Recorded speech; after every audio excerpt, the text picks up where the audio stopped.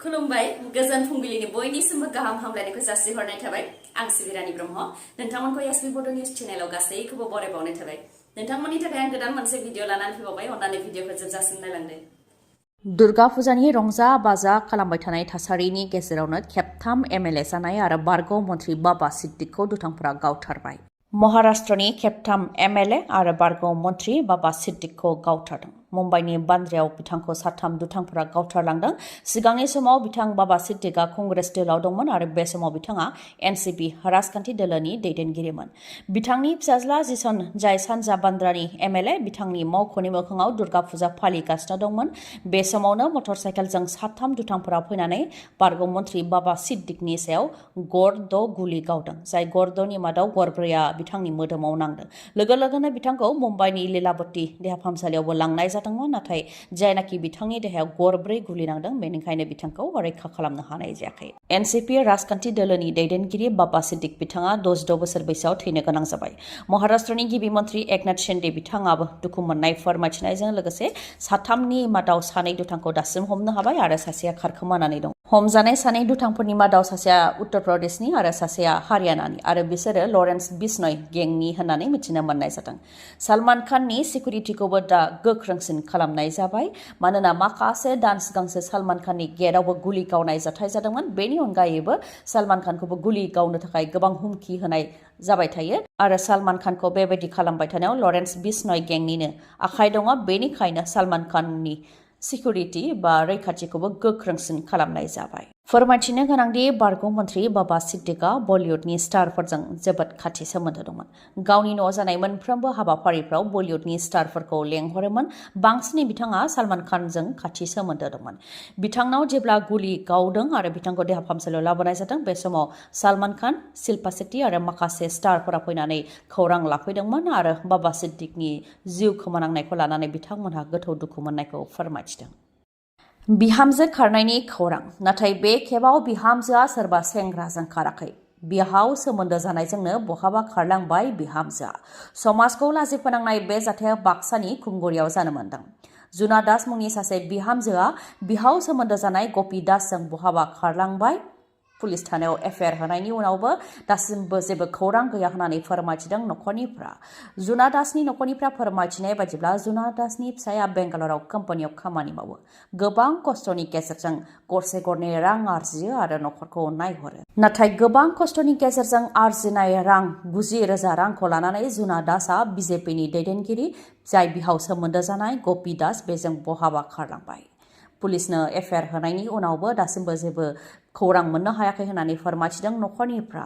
बेखौबो फोरमायथिबावदों दि फिसाया कम्पानिनिफ्राय फैगोनखौ खौरां मोननायनि उनावनो फिसाय न'आव सफैनायनि साननै सिगांनो बिहाव सोमोन्दो जानाय गपि दासजों बहाबा खारलांदों जेराव जुना दासनिया सासे फिसा दंखायो आरो गपि दासनिया साथाम फिसाजोफोरखौ बिलाइ हरखांनायनि उनाव बिजामादैफोर आरो फिसौफोर दंखायो नाथाय बेबायदि थासेयावबो बिथांमोननि गन्थंखौ हानानै बहाबा खारखोमालांबाय जुना दास आरो गपि दासआ नखरनिफोरा नागिरनानै हालाय हाफाय जादों आरो समाजनि गेजेराव जि लाजिफोनांनाय बेबायदि खामानि मावदों बेखौ लानानै सोंखारिदों फुजा मेला होनोबा जोंनि आसामाव जौ फाननानै रेकर्ड ब्रेक खालामो बे बोसोरावबो गुवाहाटियाव जौ फाननानै रेकर्ड ब्रेक खालामदों मैयानि सानाव ड्राइ डेमोन अदेबानि गासैबो जौ गलायानो बन्दमोन अब्लाबो दुर्गा फुजानि बे सानब्रैयाव गुवाहाटियाव फ्राय 30 कौटि रांनि जौ फाननानै रेकर्ड ब्रेक खालामदों अदेबानि गुबुन बोसोरफोरनि रेकर्डखौ सिफायदों जेराव थांनाय 2023 मायथाइयाव दुर्गा फुजायाव गुवाहाटियाव 22 कौटि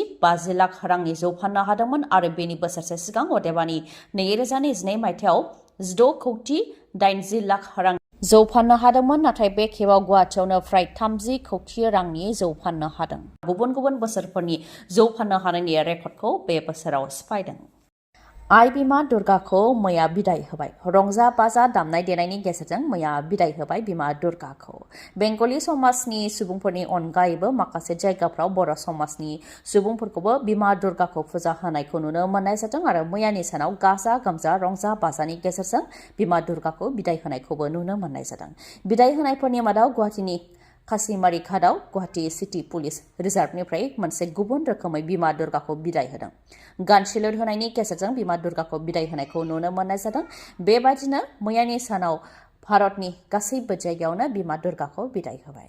नाथाय मैयानि सानाव गुबुन गुबुन जायगाफ्राव गोबां जाब्रबथाय जानानै गोबां सुबुङानो जिउ खोमानो गोनां जादों आरो गोबाङानो जोखोम जानो गोनां जादों। बरपेटा, बङाइगाव, गलाघाट आरो गुबुन गुबुन जायगाफ्राव गोबां जाब्रबथाय जादों। बेनि मादाव बरपेटायावबो जाब्रबथायजों सानै सुबुङा जिउ खोमानो गोनां जादों। मटर साइकेला रिलिंआव सौग्रांहैनायनि जाहोनाव सानै सुबुङा जिउ खोमानो गोनां जादों। सानै थैनायनि मुङा निशान पाठक आरो किसान शर्मा। बेनि अनगायैबो बङाइगावनि जगिखबायावबो सानै सुबुङा जिउ खोमानो गोनां जादों। हाबानि गारिया गिदिंनायाव कन्ट्रल खालामनो हायैयाव गारिया बेलथायनानै जायगायावनो सासे सुबुंनि जिउ खहा जादों आरो माखासेया जोखोम जानो गोनां जादों। बेनि अनगायैबो जगिखबायावनो साइकेलजों फैबाय थानाय सासे सुबुंखौ मटर साइकेला सौख्रांफैदों, जायजों गौतम राभा मुंनि सुबुङा जिउ खोमानो गोनां जादों। बेबायदिनो गलाघाटआवबो हाइ स्पिड अदेबानि जोबोद गोख्रैथिजों खारबोनाय मटर साइकेला बीरेन ठाकुरखौ सौख्रांफैदों, जायजों बिथाङा थैनो गोनां जादों। बीरेन ठाकुरा दुर्गा फुजा नायनो थाखाय लामा बारस'दोंमोन। बे समावनो जोबोद गोख्रैथिजों फैनाय मटर साइकेला बिथांखौ सौख्रांफैदों, जायजों बिथाङा जिउ खोमानो गोनां जादों। बखाघाटनि 37 नं राजा लामायावबो सिनाय मोनै गारिया स्कुटारखौ सौख्रांलांदों, जायजों सानैया जिउ खोमानो गोनां जादों। सानैनि मादाव सासेया जायगायावनो जिउ खोमानो गोनां जादों। जिउ खोमानांनायनि मुङा नुमुलिगड़नि नुकुल मुरा आरो गुबुन सासेया गोब्राबै जोखोम जादोंमोन। उनाव बिथाङा देहा फाहामसालियाव जोबथा हां लाहैदों। मुङा दिलराम देउरि। बिसर्जननि उनाव न' फारसे फैबाय थानाय समावनो बे दुखुनांथाव जाथाया जानो मोन्दों।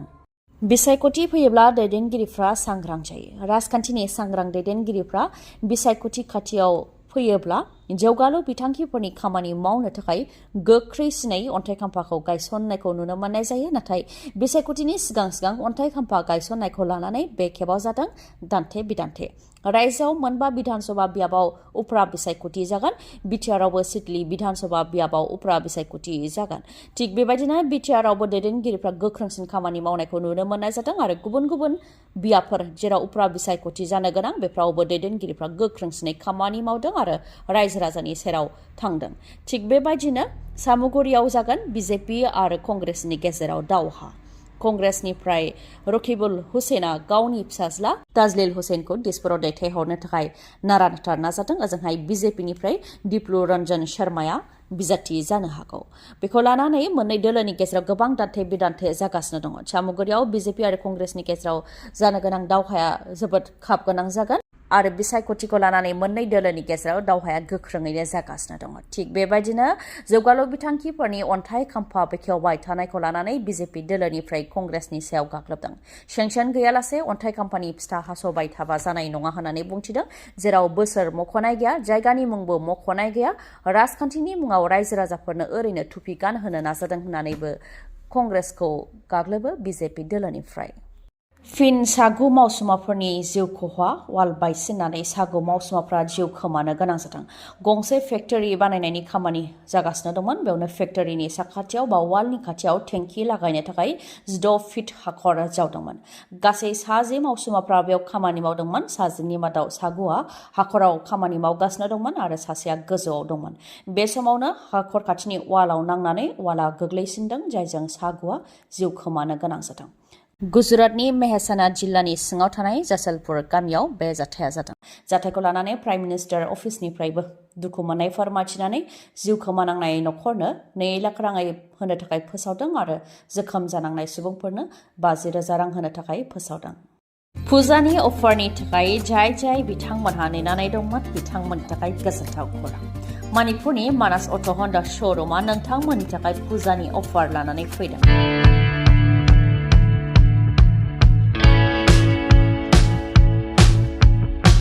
फुजानि थाखाय फोसावनाय अफारफोरा जाहैबाय साफ्रोमबो मटरसाइकेल बा स्कुटि बायग्राफोरा बेसेन नाङालासे 5,999 रांनि स्मार्ट वाच अदेबानि आखाइनि घड़ी मोननो हागोन। लोगोसे बेसेन नाङालासे 2 हेलमेट आरो टेंकि आबुं जाजासे पेट्रल मोननो हागोन।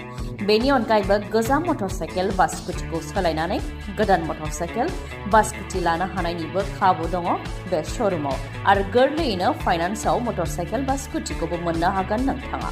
6,999 डाउन पेमेन्ट होग्रोनानैनो जायखिजाया मटरसाइकेल बा स्कुटिखौ नोंथाङा गावनि न'आव लांनो हागोन। मोजाङै मिथिबावनो थाखाय नोंथाङा 7002601255 नङाबा 8638250343 बे नाम्बारावबो कन्टेक्ट खालामनो हागोन गोजोन्थों दिनैनि भिडिअआ एसेनोसै गाबोन आरो गोदान भिडिअजों लोगो मोनफिनबावगोन नोंथाङा दासिमबो आंनि चेनेलखौ साबस्क्राइब खालामाखैबा अन्नानै साबस्क्राइब खालामदो लोगोसे लाइक कमेन्ट आरो शेयार खालामनो दाबाव गोजोन्थों